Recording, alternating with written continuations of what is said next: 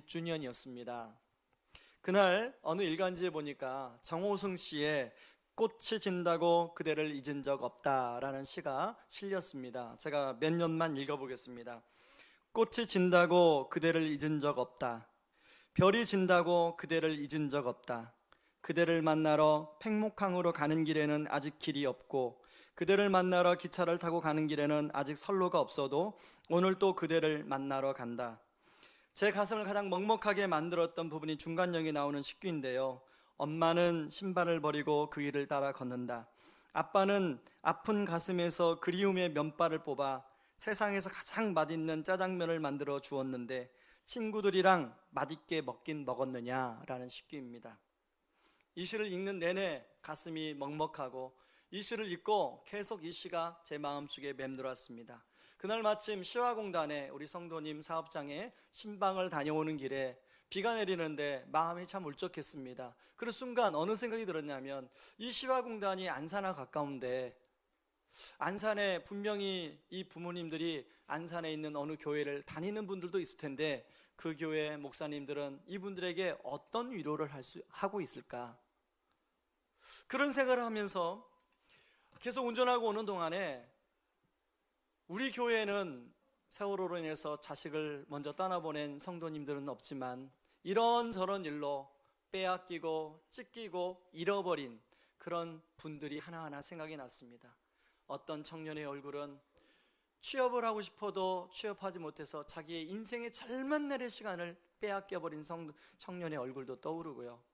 그리고 사업을 했는데 사업이 뜻대로 지나서 몇 개월 동안 집에 생활비를 갖다 주지 못해서 생활비를 빼앗겨버린 성도님의 얼굴도 생각이 나고, 그리고 사랑하는 사람과 함께 믿어주고 그렇게 마음을 줬는데 배신을 당해서 그로 인해서 상처와 얼룩진 마음 때문에 힘들어하는 성도님도 생각이 났습니다.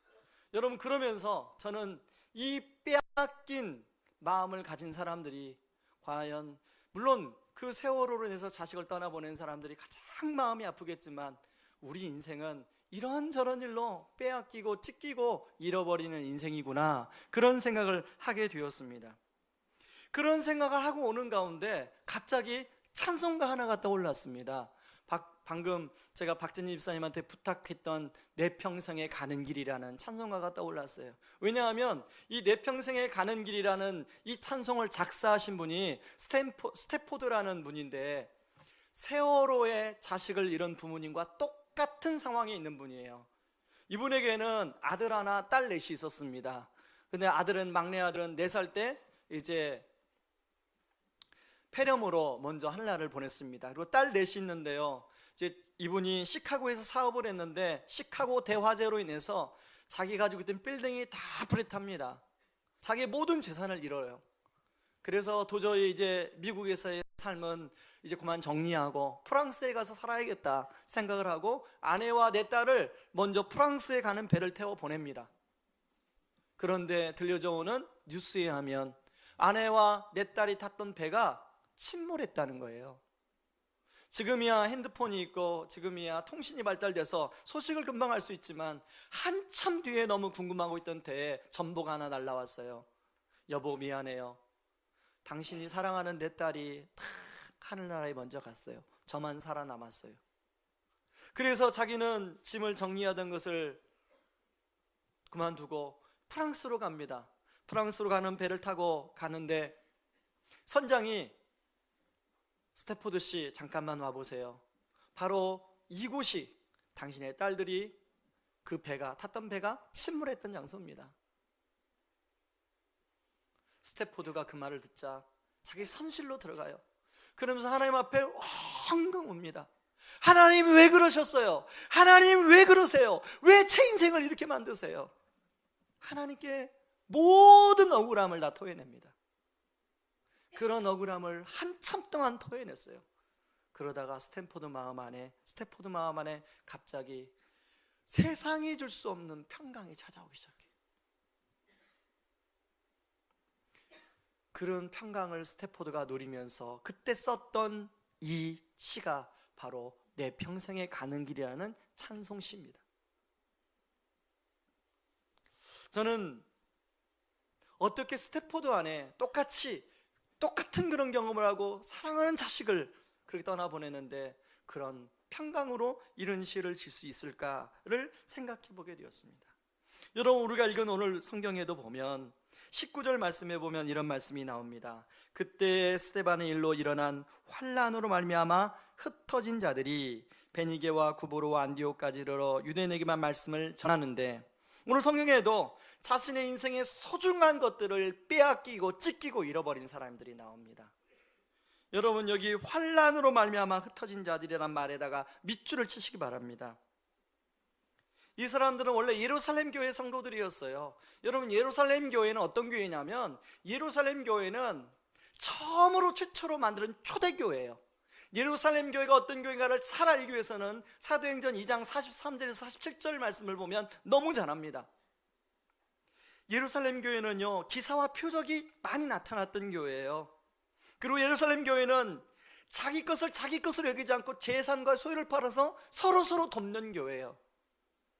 그리고 예루살렘 교회는 날마다 마음을 같이하여 성전에서 모이고 또 돌아가서 집에서 모이며 떡을 떼며 교제했던 아름다운 교제가 있는 교회였어요. 그리고 예루살렘 교회는 주변 사람들로부터 칭송받는 교회였어요.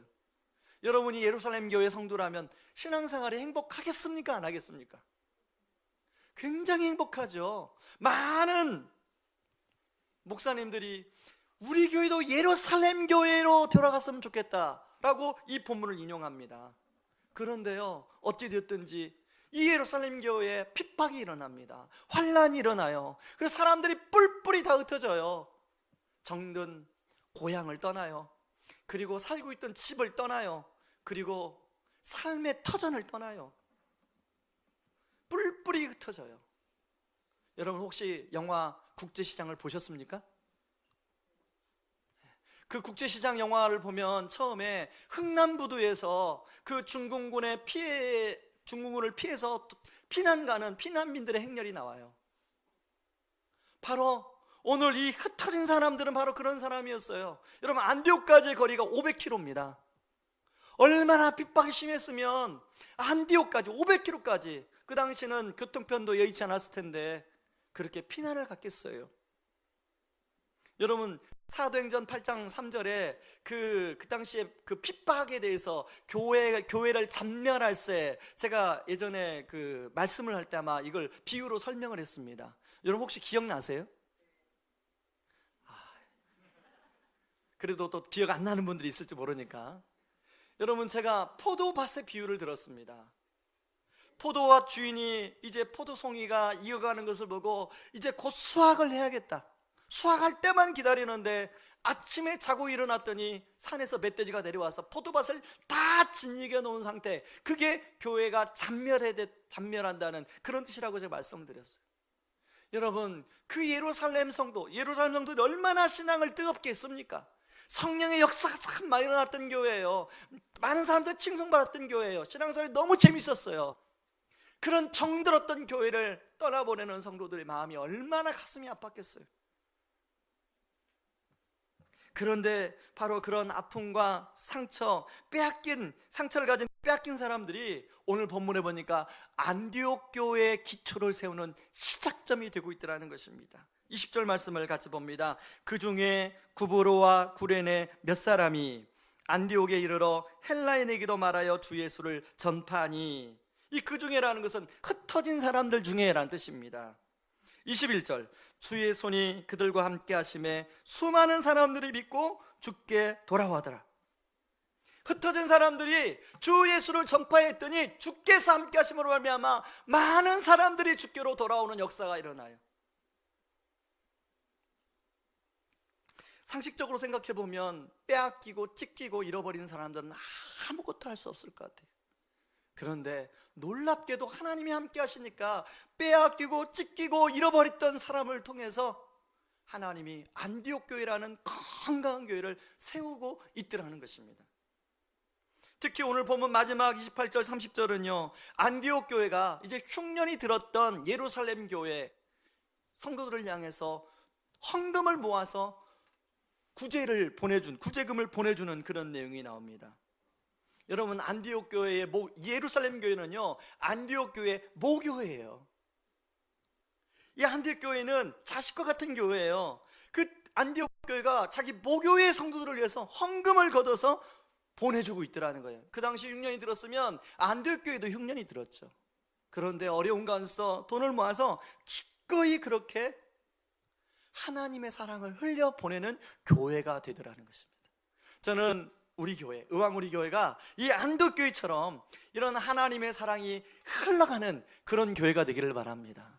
아까 우리 박 집사님이 이제 잠깐 간증하면서 그 마닐라 한인연합교회 찬양 인도자라고 하셨는데, 그러면서 저는 담임 목사로서 저런 귀한 사역자를 내가 왜 보냈을까?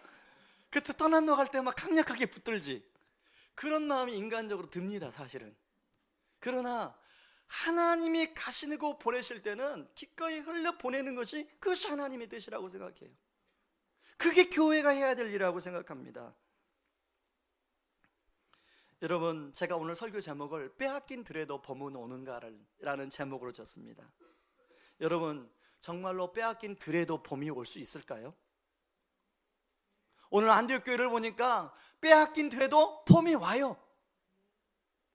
사실 이 땅에 육신을 가지고 살아가면서 우리는 빼앗기지 않으려고 애를 쓰지만, 잃어버리지 않으려고 애를 쓰지만, 찢겨지지 않으려고 애를 쓰지만, 이런저런 환경 때문에 우리 삶이 찢기고 빼앗기고 잃어버리는 삶을 살 수밖에 없는 게 우리 인생이에요. 거기서 저나 여러분 아무도 피해갈 수가 없어요.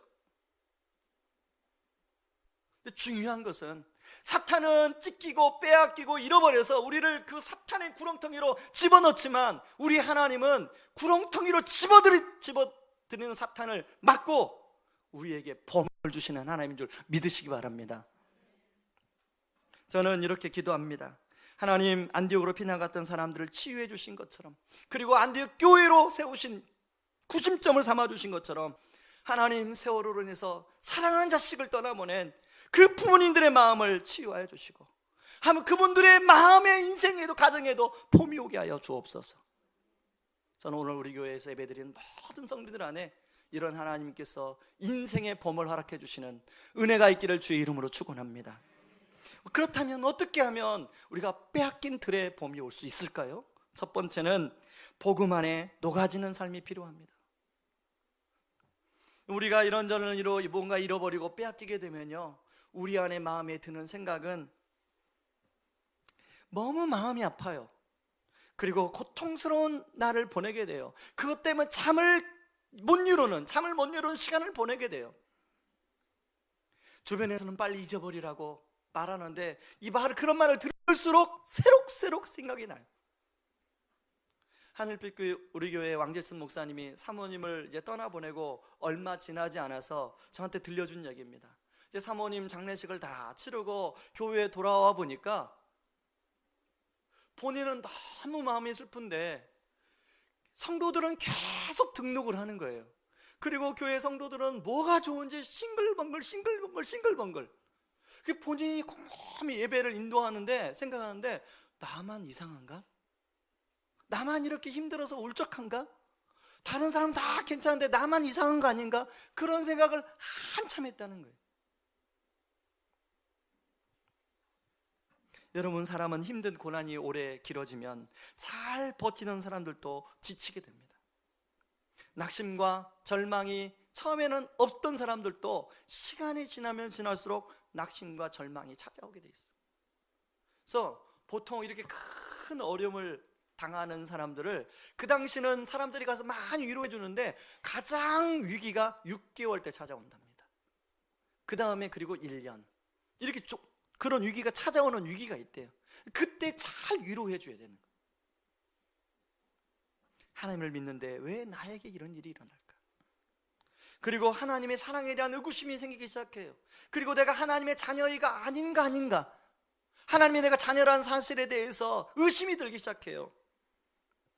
내가 하나님의 자녀라면 어떻게 하나님이 나한테 이럴 수가 있어? 그런 생각이 찾아오게 돼요. 바로 그런 성도들에 대해서 로마서 8장에서 바울은 뭐라고 얘기하냐면 로마서 8장 38절 39절에서 이렇게 얘기합니다. 같이 한번 읽어보겠습니다. 내가 확신하노니 사망이나 생명이나 천사들이나 권세자들이나 현재일이나 장래일이나 능력이나 높음이나 깊음이나 다른 어떤 피조물이라도 우리를 우리 주 그리스도 예수 안에 있는 하나님의 사랑에서 끊을 수 없으리라. 하나님의 사랑에서 끊을 수 있는 게 아무것도 없다는 거예요.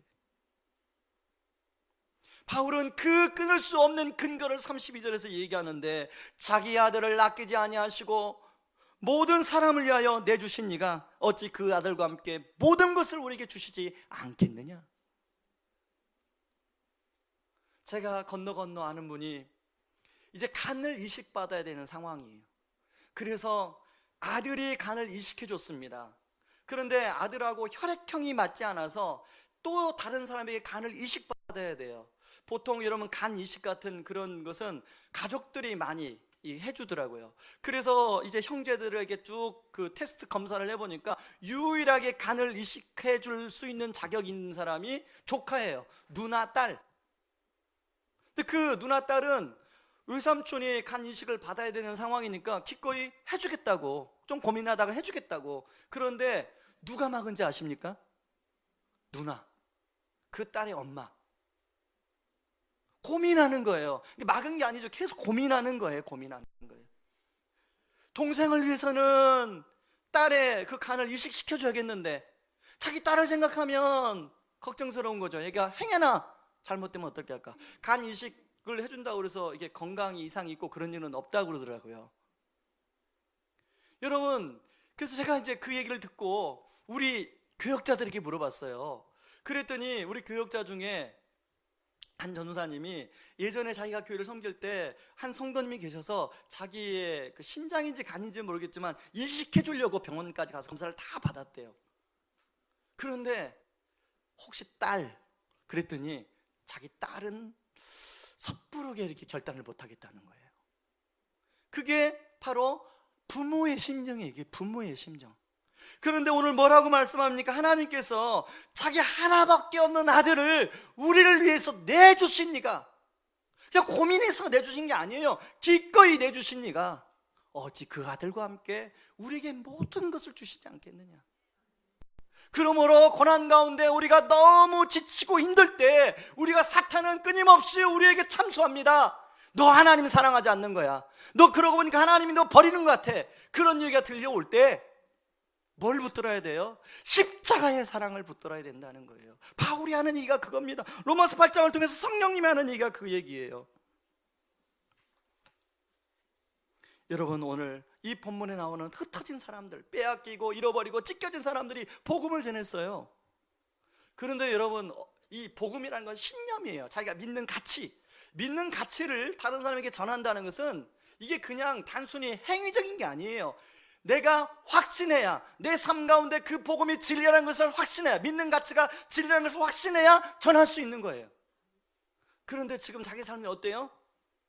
예수를 믿었는데 예루살렘에서 평안하고 행복하게 잘 살 줄 알았는데 그렇게 기도했는데 그 기도는 하나도 응답이 안 되고 지금 피난한 거예요. 피난. 그래서 찢기고 잃어버리고 빼앗기고 뭐가 남은 게 있어? 뭐가?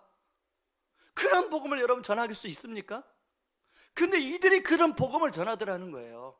그렇다면 이들이 자기 삶 안에 그 복음을 녹아냈다는 거예요. 녹아냈다는 거예요. 여러분, 그들이 복음을 전해요. 그런데 오늘 여기 보니까 20절에 보시니까요, 구브로와 구레네 몇 사람이 복음을 전했다고 나옵니다. 다 복음 전한 게 아니에요. 몇 사람이 전했어요. 몇 사람이면 한 2, 3명, 뭐 3, 4명 되겠죠.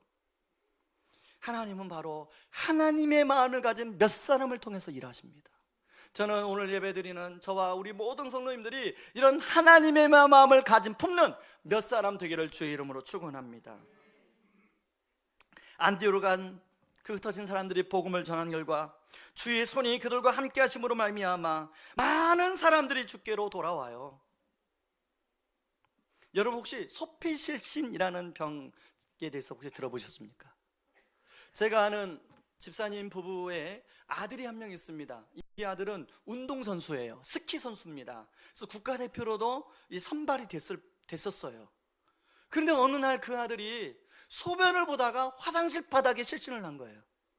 그래서 이제 병원을 데려가서 종합검진을 해봤습니다. 그랬더니 병명이 뭐냐면 소피실신이에요. 혹시 제가 인터넷 찾아봤습니다. 소피실신이 무슨 병인가? 네이버에 안 나와요. 그 정도로 희귀병이에요. 소피실신이 뭐냐면 남자들에게 주로 있는 병인데요, 신경계의 교란이 일어나서 소변을 보다가 갑자기 실신하는 병이에요. 여러분, 운동선수가 소변을 보다가 갑자기 실신하면 2차, 3차 사고가 있죠. 뇌진탕, 팔, 다리가 부러지는 일이 있죠. 이분은 어떻게 하면 이 아이들을 국가대표 안에 집어넣어서 잘 해가지고 이 아이가 스키 선수로 성공할 수 있을까? 그게 소원 기도 제목이었어요. 오늘 갑자기 소피실신이 뭐예요? 소피실신이. 그런데요, 이 두 부부가, 제가 전해교에서 전도파 훈련을 6년을 섬겼는데 아내가 2년, 남편이 2년 전도파 부장 사역을 4년을 했어요. 이분들은 그런 아픔을 가지고 가서 성도들에게, 자기가 만나는 전도 대상자에게 복음을 전합니다. 상대방이 마음의 문을 열어요. 그리고 복음을 받아들여요. 그런 예가 하나 있습니다. 여러분, 우리 교회 홈페이지에 가면 초창기에 우리 교회 붕어 아저씨라고 필명을 가지고 글을 올리신 분이 계신데, 이분은 제가 전에 교회 섬길 때 그 떡볶이를 팔던 분이 교회에 와서 떡볶이를 팔던 분. 특세 때 이제 몇천 명이 특세를 하니까 아침에 나갈 때 떡볶이도 팔고 그리고 오뎅도 팔고 이런 분인데, 이 길거리에서 팔는데 어떤 우리 성도님이 우리 교회 와서 장사 한번 해보시라고 새벽에, 그래서 한 일주일간 장사를 했습니다. 제가 장사하는 모습을 두 부부를 보니까, 두 부부가, 부부면 여러분 장사하다 보면 여보 거스름돈 좀 주세요, 여보 이것 좀 주세요, 여보 이것 좀 주세요, 서로 장사하다 보면 대화를 할 거 아닙니까? 그렇죠? 대화가 없어요. 제가 또 촉이 굉장히 좋잖아요. 이 가정에 뭔가, 저 부부에 뭔가 문제가 있구나. 아내를 다를까 제가 직접 물어볼 수는 없고, 이제 다른 분을 통해서 알아보니까 이 부부가 지금 어떤 상황이냐면 이미 이혼하기로 다 준비하고 일주일 동안 장사해서 그거 똔똔해서 우리 월요일 날 서류 접수하자, 그런 상황인 거예요. 그런데요, 아까 그 소피실신에 걸렸다는 그 아버지가 그 남편분에게 복음을 전했어요. 이혼을 했을까요, 안 했을까요? 이혼을 하지 않았어요. 나중에는 그 성도님 가정에 수도 예배를 드린다고, 제가 그 교구도 아닌데 그 당시에 교구 목사님이 공석이어서 제가 그 집에 가서 수도 예배까지 드려드린 경험이 있습니다. 그런 일을 그 집사님 부부가 그 전도의 현장에서 경험하니까 지금 자기 아들이 소피실신에 걸려서 이게 지금 치료 방법도 없는 병인데 이것 때문에 계속 힘들어하는데, 그런 아픔을 가지고 복음을 전하고 그랬더니 사람들이 이혼할 가정이 이혼하지 아니하고 문제가 있는 가정이 주께로 돌아오고 이런 것들이 열매를 보니까 자기 고통을 어떻게 느꼈을까요? 버텨낼 수 있는 힘이 있더라는 거죠. 이겨내는 힘이 있더라는 거죠. 우리는 보통의 어떤 그런 고난이 오면 이 고난 속에 내가 함몰되기 시작합니다. 내가 봉사하던 것도 이 고난 때문에 이것도 잘라내고 저것도 잘라내고 다 잘라내고 오로지 여기에 몰입하게 돼요. 그런데 하나님은 그렇게 하지 않으시더라고요. 오히려 그럴수록 자기 아픔을 가지고 그걸 나누고 상대방이 한테 공감해주고 마음을 여니까 상대방의 아픔이 치유되는 복음의 통로가 되더라는 거예요.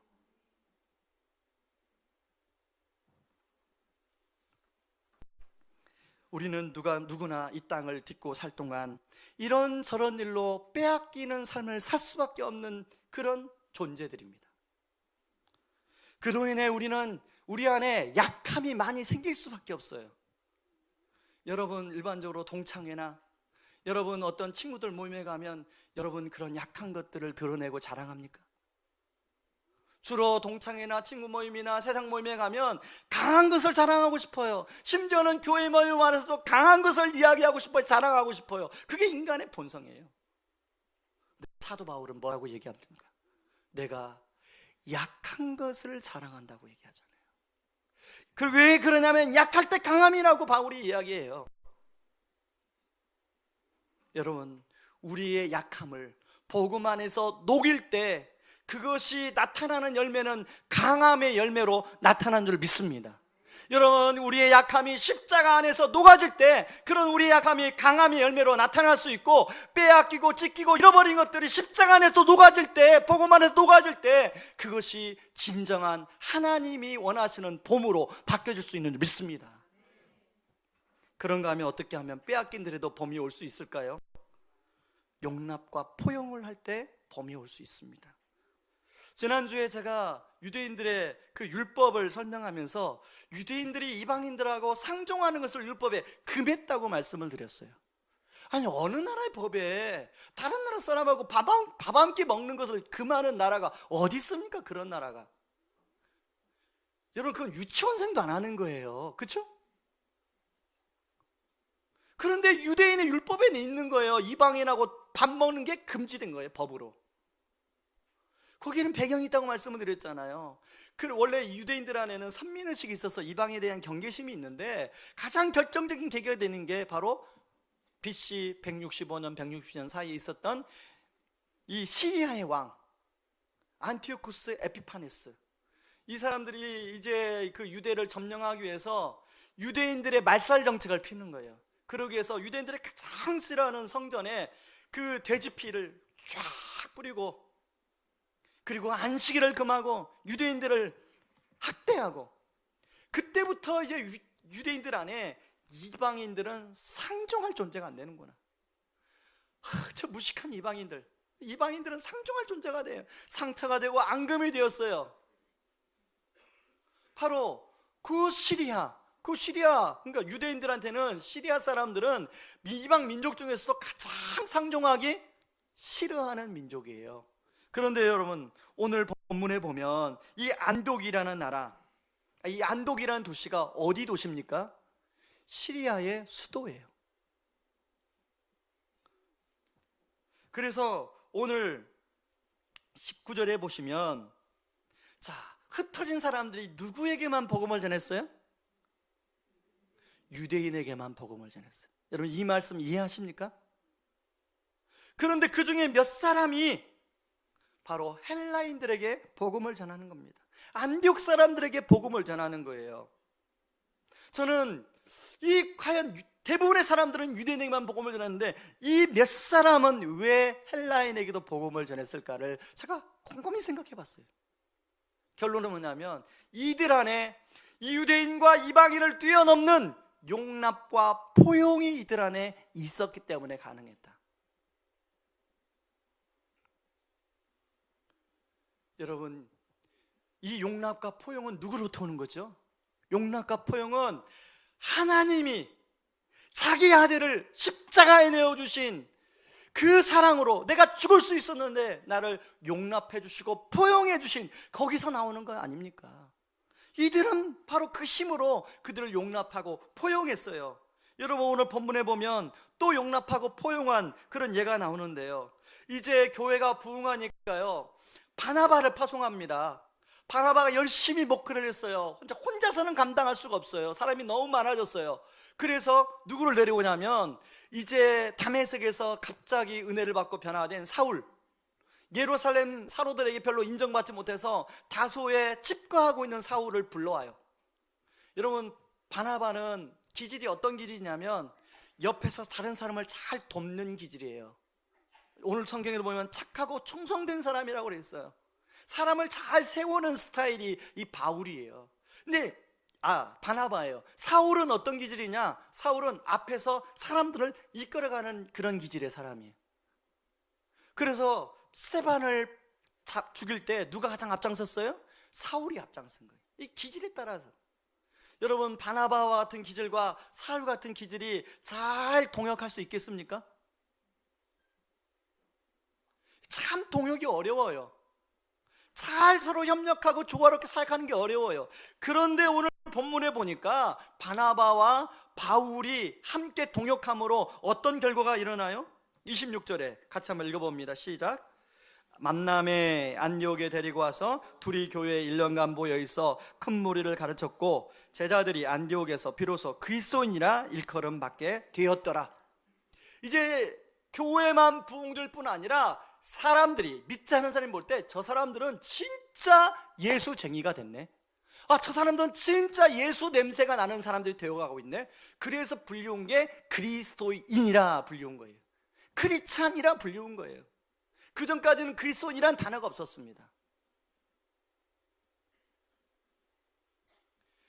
바나바와 바울이 포용하고 수용하고 협력했더니 그런 아름다운 열매가 나타나더라는 것이에요. 여러분, 용납과 포용이 어떻게 쉽습니까? 자, 우리 기질이 다른 사람을 포용하고 용납하는 게 어떻게 쉬워요? 자, 교회 안에 섬기다 보면 부서 안에 저 사람은 왜 그래? 그런 사람이 있습니까? 없습니까? 여러분 자신 있게 대답 못하는데 제가 대답해 드릴게요. 있습니다. 직장 안에 저 사람은 왜 그래? 있어요? 없어요? 굉장히 이제 목소리가 크네요. 그것은 이야기해도 괜찮으니까. 자, 그런데 사랑하는 아내를 만나고 사랑할 남편을 만났는데 딱 결혼해 보니까 있어요? 없어요? 왜 목소리가 작아져요? 옆에 사람이 혹시 들을까 봐. 이제 우리 청년들 같은 경우에 이제 결혼해서 우리는 안 그렇지. 우리 부모님이야 맨날 싸우고 그렇지만 우리는 서로 사랑하기 때문에 절대로 그런 일이 없을 거야. 천만의 말씀, 만만의 콩떡입니다. 여러분, 자, 사랑의 이게 뭐죠? 우리 몸에서 그 사랑의 요소가 나오잖아요. 그게 몇 년 간다고요? 길어야 3년. 그러니까 3년 교제하고 결혼하면 결혼할 때부터 어떻게 해요?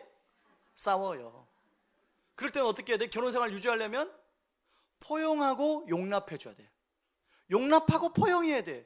지금 이제 이렇게 아름답게 조화롭게 부부생활하는 분들은요, 두 분 중에 하나는 용납과 포용에 헌신하고 희생을 한 분이에요. 어떤 가정은 두 분 다 희생하고 헌신을 해서 굉장히 지금은 이제 서로 맞으며 조화롭게 사는 거예요. 그러니까 우리 청년들은 행복한 부부들 보면요, 진짜 존경해야 돼. 존경. 야, 저건 기적이다.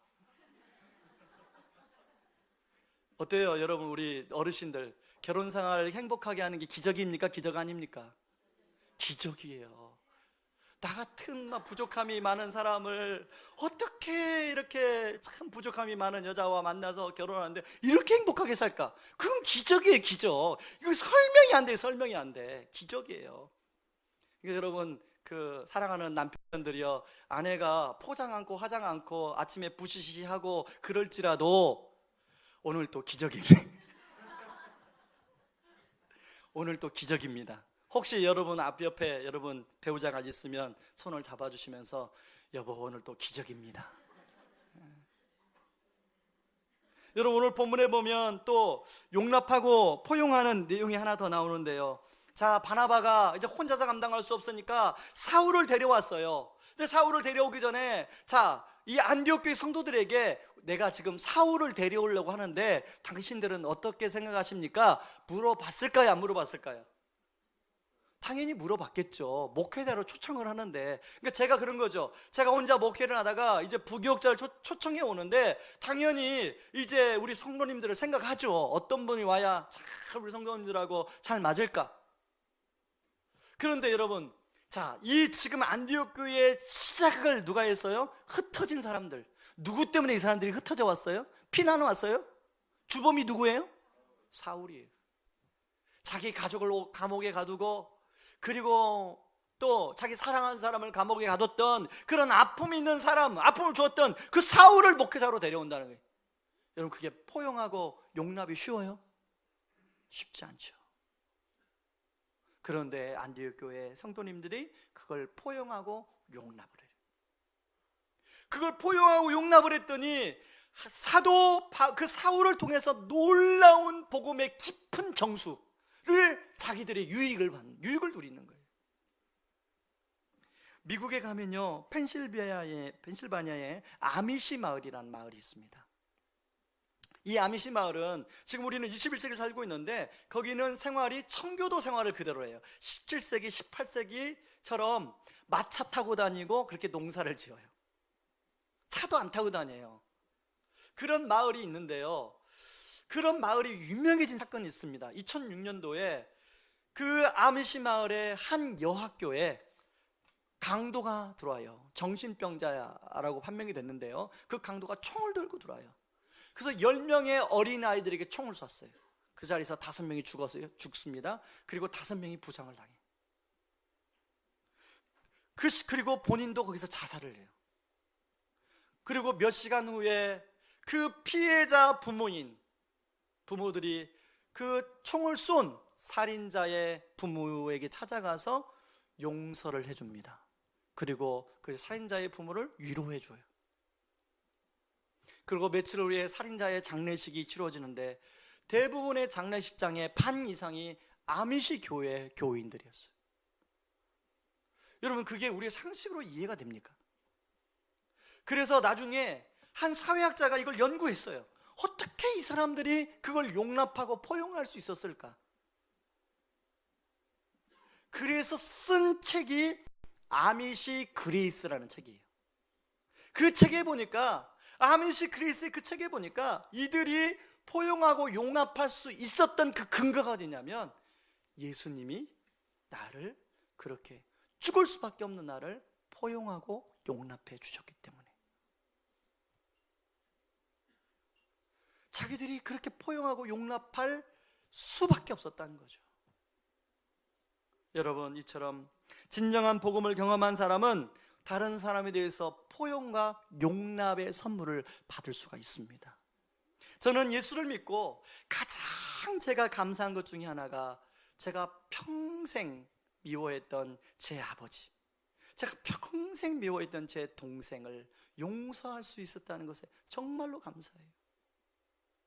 여러분, 제가 성이 온씨잖아요. 제가 11살 때 어떤 아줌마가 제 동생을 손에 이끌고 우리 집에 데려왔어요. 그 아이가 그 당시 6살이었습니다. 저는 친구들에게, 저는 동생이 늘 있다고 그랬을까요? 없다고 그랬을까요? 저는 동생이 없다고 그랬어요.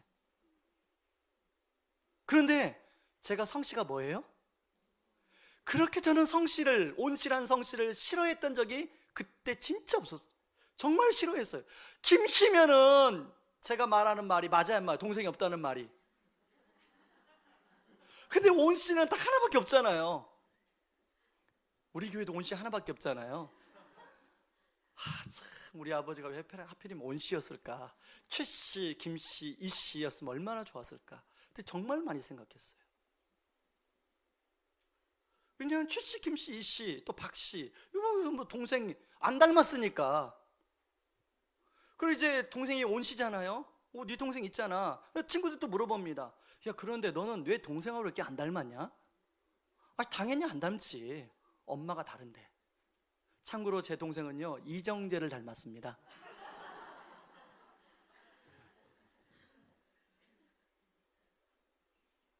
그런데 예수님의 사랑이 제 안에 들어오니까 그런 동생이 처음에 용서가 된 게 아니에요.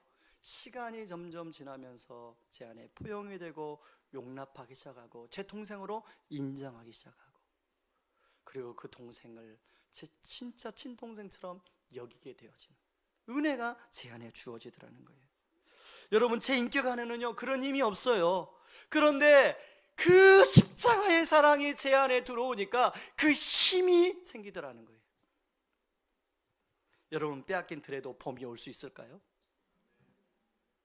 빼앗기고 잃어버린 우리 인생에도 저는 봄이 올 수 있다고 생각합니다. 얼마든지 가능하다고 생각해요. 저와 여러분, 빼앗긴 인생, 찢겨진 인생, 잃어버린 인생, 우리 주님의 십자가로 인해서 진정한 봄을 맞이할 수 있기를 주의 이름으로 축원합니다. 최근에 4월 추천도서에 송병주 목사님이 쓰신 오후 5시에 온 사람이 나오는 짤막한 글을 읽어드리고 말씀을 마치려고 합니다. 색동옷이 찢어진 때가 올 때마다 주님이 입혀주신 옷을 기대하는 삶이었으면 좋겠다. 찢어진 옷은 절망이지만 그 속에서 역사하시는 하나님은 여전히 우리의 소망이시다. 사탄은 디딤돌을 걸림돌로 만드는데 천재일지 모르지만 하나님은 걸림돌을 디딤돌로 바꾸시는 분이다. 저와 여러분의 인생에 걸림돌이 있습니까? 사탄은 그것을 걸림돌이라고 계속 말하지만 우리 하나님은 그 걸림돌을 디딤돌로 바꾸시는 하나님인 줄 믿습니다. 우리 이 시간에 같이 찬양하며 기도 나갈 텐데요. 여러분, 우리 인생은 이런저런 일로 약함이 있어요. 그런데 우리가 복음 안에, 우리가 십자가 안에 들어가면 하나님은 그런 약함을 강함으로 바꿔주세요. 여러분, 이 시간에 이 찬양을 부를 때요, 그냥 부르지 마시고 여러분 그것을 생각해서 부르시기 바랍니다. 나는 포용하고 용납할 수 있는 능력이 없어요. 나의 인격 안에 그런 게 없어요. 그러나 십자가 안에 있을 때, 복음 안에 들어갈 때 포용과 용납의 힘이 있는 줄 믿습니다. 약한 나로 강하게 하면서 찬양합니다. 약한 나로 강하게, 가난한 날 부하게, 가난한 날 부하게, 눈 먼 날 볼 수 있게, 먼 날 볼 수 있게 주 내게 행하셨네. 행하 한 번 더 약한 나로 강하게, 약한 나로 강하게, 가난한 날 부하게, 가난한 날 부하게, 눈 먼 날 볼 수 있게, 날 볼 수 있게 주 내게 행하셨네. 하나님 나에게 행하여 주옵소서. 호산나 호산나 호산나, 주님 당한 어린 양. 호산나 호산나, 예수 다시 살. 내가 건너야 할 강, 내가 건너야 할 거기서 내 죄 씻겼네. 거기서 내 죄 씻겼네. 이제 주의 사랑이 이제 주의 사랑 누구를 향해 흐릅니까? 나를 향해 흐르네. 깊은 강에서 주가 나를 일으키셨도다. 일으키셨도다. 구원의 노래 부르네. 구원의 노래 부르네. 예수 자유 주셨네. 자유 주셨네. 호산나 호산나 호산나 호산나, 주님 당한 어린 양. 호산나 호산나, 예수 한 번 더 호산나 호산나 호산나 호산나, 주님 당한 어린 양. 호산나 호산나, 예수 다시 사셨네. 여러분, 우리의 인격으로는 빼앗긴 들의 봄이 올 수 없어요. 우리의 학력으로는 빼앗긴 들의 봄이 올 수 없어요. 우리의 도덕심으로는 빼앗긴 들의 봄이 올 수 없어요. 여러분, 우리의 빼앗기고 찢기고 잃어버린 인생에 십자가의 복음의 은혜가 임해야 빼앗긴 들에도 봄이 올 수 있는 줄 믿습니다. 하나님, 깊은 강에서 주가 나를 일으키시는 이 은혜가 내 입술의 찬양만이 아니라 내 인생의 고백으로 불려지기를 원합니다. 주여 도와주시옵소서. 주의 역사여 주옵소서. 그렇게 기도할 수 있기를 바랍니다. 여러분 인생에 아직도 여러분 정말로 빼앗긴 인생에 봄이 오고 있습니까? 아니면 여전히 한파가 몰아치는 겨울입니까? 하나님 빼앗기고 찢기고 잃어버린 인생에 하나님 봄이 오게 하여 주옵소서. 아버지 십자가의 복음으로 용납과 포용을 실천하게 하여 주옵소서. 같이 한번 기도하며 나가겠습니다. 기도하겠습니다. 고마우신 하나님 아버지, 고마우신 하나님 아버지, 감사합니다. 아버지 하나님, 아버지 하나님, 아버지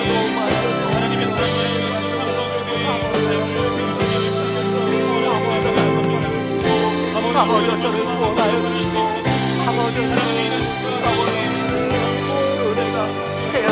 아버지 감사드리고 아버지 하나님 제가 아버지 하나님을 용서하시고 예수를 감사합니다. 아버지 하나님 제가 아버지 하나님 그것을 보고 말해드려서 아버지 이렇게 아버지 복음을 전하도록 해주심을 감사합니다.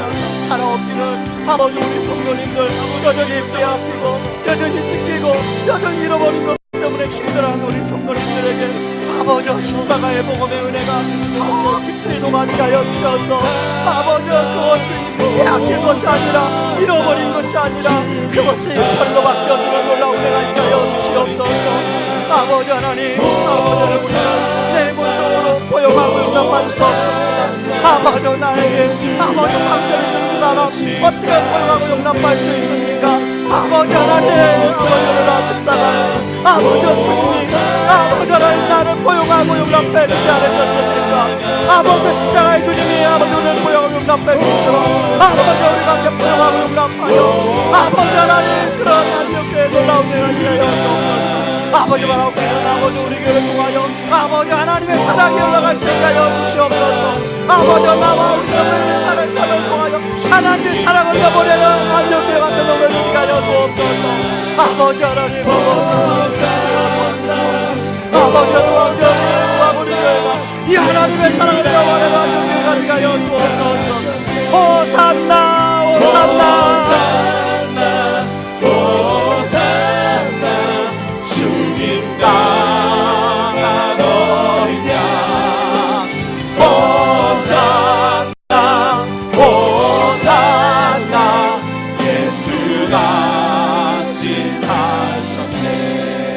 하나님 아버지 그렇습니다.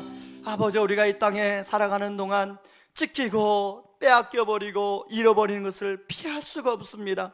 하나님 아버지 누구나 아버지 그런 일을 통해서 빼앗기고 찢긴 상처들을 가지고 있는데 사탄은 그것을 구렁텅이에 몰아넣어서 하나님 평생 원망하며 아버지 그런 저주하는 인생을 아버지 살게 만드는데 아버지 십자가에서 아버지 모든 것을 내어주신 그 사랑이 아버지 그런 우리를 다시 살리고 회복시키는 줄 믿습니다. 아버지 하나님 안디옥 교회 성도님들이 아버지 하나님 그 복음 안에 자신의 삶을 녹여 아버지 다른 사람에게 복음을 전했던 것처럼 그래서 안디옥 교회가 세워진 것처럼 아버지 하나님 우리의 상처 우리의 아픔 가지고 우리가 늘 절망하는데 그걸 다 복음 안에 녹이게 도와주셔서 아버지 하나님 안디옥 교회 같은 아버지 그런 주변의 사람들에게 우리가 그런 복음의 통로가 되게 하여 주시옵소서. 아버지 우리 힘으로는 도저히 포용과 용납을 할 수가 없어요. 아버지 내 자식을 죽인 원수를 어떻게 용납할 수 있습니까? 그러나 십자가에서 죽으신 주님이 나에게 포용과 용납을 해주신 것처럼 아버지 우리도 그 주님을 의지해서 포용과 용납을 할 수 있는 은혜를 허락하여 주셔서 아버지 하나님 바나바와 바울이 포용과 용납을 했을 때 안디옥 교회라고 불리는 것처럼 안디옥 교회가 그리스도인이라고 불리는 것처럼 아버지 하나님 우리 안에도 그런 예수 향기 안디옥 교회처럼 예수의 사랑이 우리를 통하여 흘러가는 은혜가 넘치게 하여 주옵소서. 예수님의 이름으로 기도합니다. 아멘. 지금은 우리를 죄에서 구원하시기 위해 자신을 친히 십자가에 내어주신 그 크신 우리 주 그리스도의 은혜와 아들을 내어주면서까지 우리를 사랑하신 하나님의 다함없는 사랑하심과 지금도 우리를 위하여 친히 기도해 주시고 동행하여 주시는 성령님의 은혜가 빼앗긴 인생의 범위 오기 위하여 생명의 복음을 더욱 녹아지고 십자가의 사랑으로 용납과 포용의 삶을 살기 원하는 모든 성도님들의 삶 위에 이제로부터 영원까지 항상 함께하기를 주의 이름으로 축원하옵나이다. 아멘.